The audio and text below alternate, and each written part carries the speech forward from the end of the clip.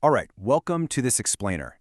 Let's just jump straight into today's deep dive into the verified 2025 realities of the Zambian property market.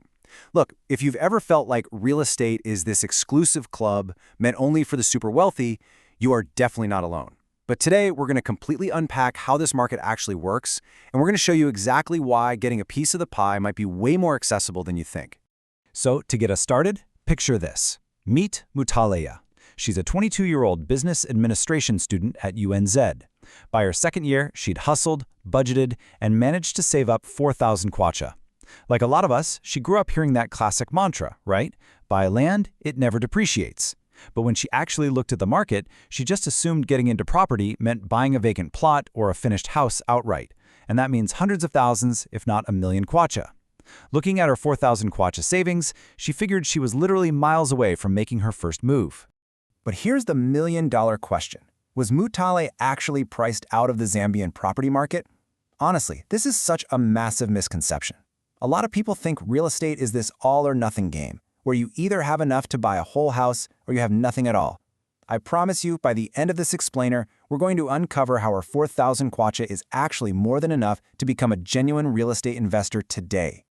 Okay, so here's our roadmap for today. First, the true cost of buying. Second, understanding your land title. Third, the buy-to-let reality. And finally, the REIT game changer. Let's dive right into Section 1, the true cost of buying. So, one of the hardest and honestly most expensive lessons in real estate is that the asking price, it's almost never the full price you end up paying. Take a look at this number, 8%. This is arguably the most misquoted figure in Zambian real estate right now. As of January 1st, 2025, the property transfer tax, or PTT, jumped to 8% of the realized value under the new Amendment Act. Whether you're buying a vacant plot or a fully developed property, those old rates of 3% or 5%, they are completely gone. If you don't factor this 8% in, your budget is going to blow up on day one. Let's look at how these hidden costs stack up in a real-world scenario. Say you're buying a plot in the Silverest or Lalizi zone, and the sticker price says 185,000 kwacha. First, you got to slap on that new 8% PTT, which is an extra 14,800 right out of your pocket. Then, you're going to need a lawyer for conveyancing. That's usually around 2%. Add in your PACRA, or deeds office registration plus survey and beaconing fees. Suddenly, that 185,000 asking price requires a total commitment of about 207,000 kwacha. That is a 12% jump in hidden costs before you even really begin. Moving right along to Section 2, understanding your land title. Once you've navigated all those taxes and acquisition costs, understanding what title you actually hold is absolutely crucial. You're mainly going to run into two types. Now, almost all land in Zambia is held under a leasehold. What that actually means is you have a 99-year lease from the Zambian government. You own the buildings, the improvements, you own the lease rights, but you do not technically own the underlying dirt itself. The state does. You can sell it, you can mortgage it, build on it, but lease renewal isn't just automatic. On the flip side, freehold means absolute ownership of the land and everything on it. But here's the reality. In Zambia, true freehold is incredibly rare. It's mostly historical stuff and requires serious legal due diligence. So, as an investor, you should pretty much always assume you're buying a leasehold. All right, Section 3, the buy-to-let reality.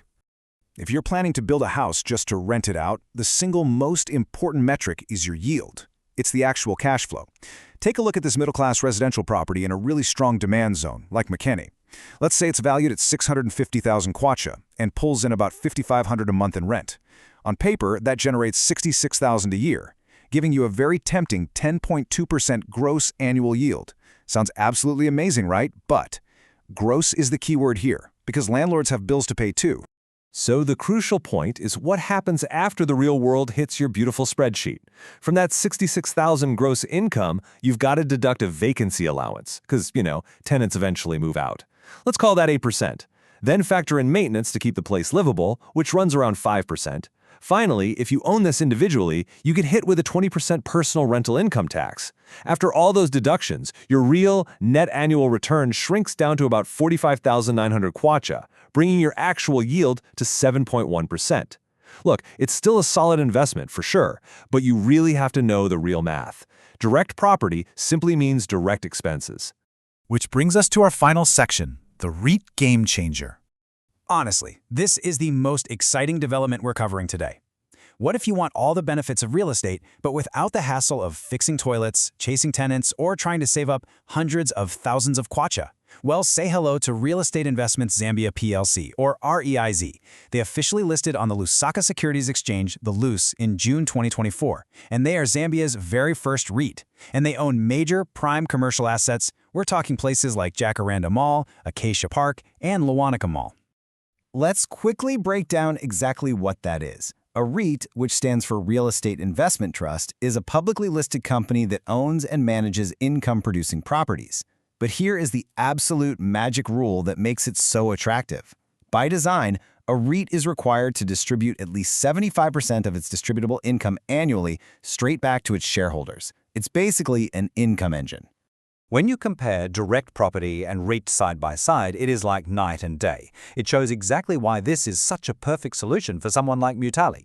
Direct property, you need a massive minimum of 185,000 kwacha. It can take months to sell. It triggers that 8% property transfer tax and you earn in kwacha. But REITs, the minimum entry is literally just a few hundred kwacha. It's incredibly liquid. You can sell your shares on the loose any trading day. It's professionally managed. There's no 8% PTT on your end, just a standard brokerage fee. And incredibly, because the big commercial tenants pay in US dollars, the shares and the distributions are actually traded in US dollars. It offers a natural, built-in hedge against currency depreciation.